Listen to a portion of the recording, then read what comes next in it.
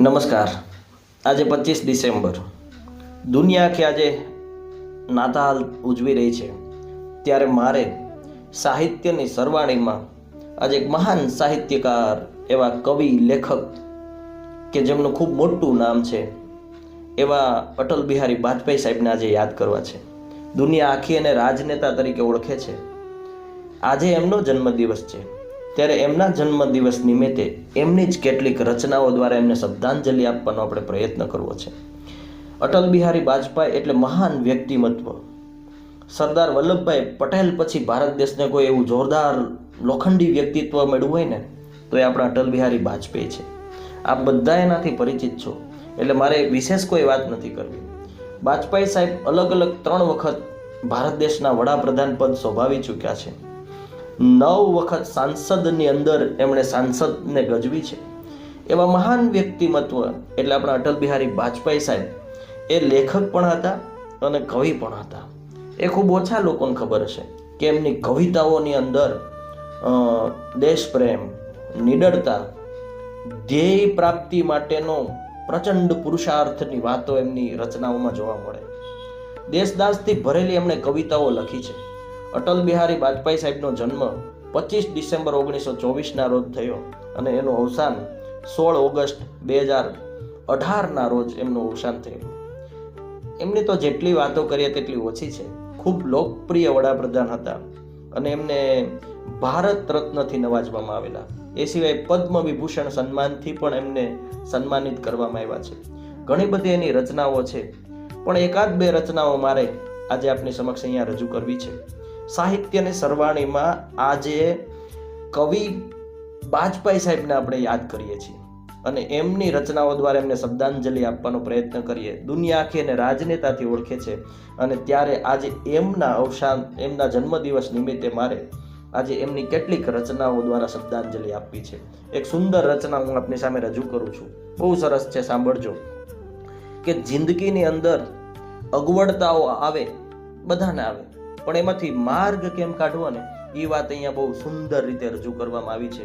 સાંભળજો, એના શબ્દોને પકડવાનો પ્રયત્ન કરજો. આવી જ ખુમારીથી ભરેલી કવિતાઓ હોય છે અટલ બિહારી વાજપેયી સાહેબની. બાધાએ આતી હે આયે, બાધાએ આતી હે આયે, गिरे प्रलय की घोर घटाए, गिरे प्रलय की घोर घटाए, पांवों के नीचे अंगारे, पांवों के नीचे अंगारे, सिर पर बरसे यदि ज्वालाए, सिर पर बरसे यदि ज्वालाए, निज हाथों में हंसते हंसते, निज हाथों में हंसते हंसते, आग लगाकर जलना होगा, आग लगाकर जलना होगा, कदम मिलाकर चलना होगा, कदम मिलाकर चलना होगा. हास्य रुदन में तूफानों में, हास्य रुदन में तूफानों में, अगर असंख्यक बलिदानों में, उद्यानों में, वीरानों में, अपमानों में, सम्मानों में, उन्नत मस्तक उभरा सीना, पीड़ाओं से पलना होगा, कदम मिलाकर चलना होगा, कदम मिलाकर चलना होगा. उजियारों में अंधकारों में, उजियारों में अंधकारों में, कुल कछार में, बीच धार में, घोर द्रोणा में, पुत प्यार में, क्षणिक जीत में, दीर्घ हार में, जीवन के सत सत आकर्षण अरमानों को ढलना होगा, कदम मिलाकर चलना होगा, कदम मिलाकर चलना होगा.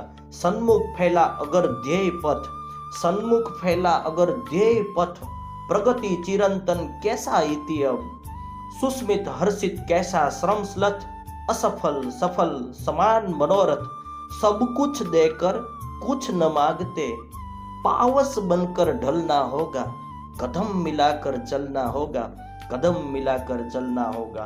कुछ कांटों से सज्जित जीवन, कुछ कांटों से सज्जित जीवन, प्रखर प्यार से वंचित यौवन, नीरवता से मुखरित मधुबन, परहित अर्पित अपना तनमन, परहित अर्पित अपना तनमन, जीवन के शत शत आहुति में जलना होगा, गलना होगा, कदम मिलाकर चलना होगा, कदम मिलाकर चलना होगा. આવી અદ્ભુત રચનાઓ એમની છે. એમની રચનામાં માનવને, બેઠેલા માનવને ઊભો કરવાની અને ચાલતાને દોડતો કરવાની તાકાત એમની રચનાઓમાં હોય છે.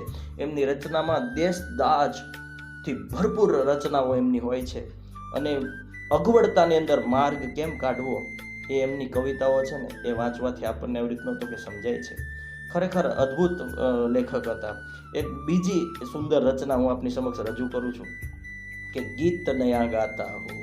આ તો આપણે આ બધાએ સાંભળી જશે કે ટૂટે હુએ તારો સે ફૂટે બાસંતી સ્वर, टूटे हुए तारों से फूटे बासंती स्वर, पत्थर की छाती में उग आया नव अंकुर, पत्थर की छाती में उग आया नव अंकुर, जड़े सब पीले पात कोयल की कुहुक रात, जड़े सब पीले पात कोयल की कुहुक रात, प्राची में अरुणिम की रेख देख पाता हूँ, गीत नया गाता हूँ मैं गीत नया गाता हूँ, टूटे हुए सपनों की सुने कौन सिसकी, टूटे हुए सपनों की सुने कौन सिसकी, अंतर की चीर व्यथा पलकों पर ठिठकी, अंतर की चीर व्यथा पलकों पर ठिठकी, हार नहीं मानूंगा रार नहीं ठानूंगा, हार नहीं मानूंगा रार नहीं ठानूंगा, काल के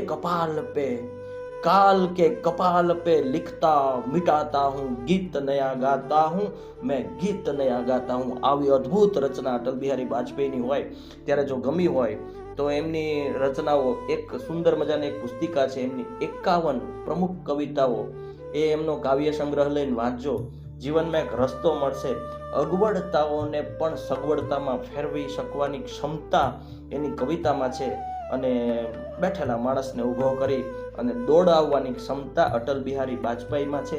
ત્યારે દુનિયા આજે નાતાલથી ઉજવે છે ને ત્યારે હું સાહિત્યની સરવાણીમાં એક મહાન સાહિત્યકાર, મહાન લેખક, મહાન કવિ અને અદ્ભુત વ્યક્તિમત્વ કે જે કરોડો ભારતીયોના હૃદયમાં વસેલું છે ને એવા આપણા સૌના લોક લાડીલા એવા અટલ બિહારી વાજપેયી સાહેબને હું આજે સત વંદન કરું, એમને નમસ્કાર કરું અને એમના જન્મ દિવસે એમની રચનાઓને ગણગણાવી અને એમને શબ્દાંજલિ આપવાનો એક પ્રયત્ન કરી અને હું વિરમું છું. અસ્તુ. જય હિન્દ.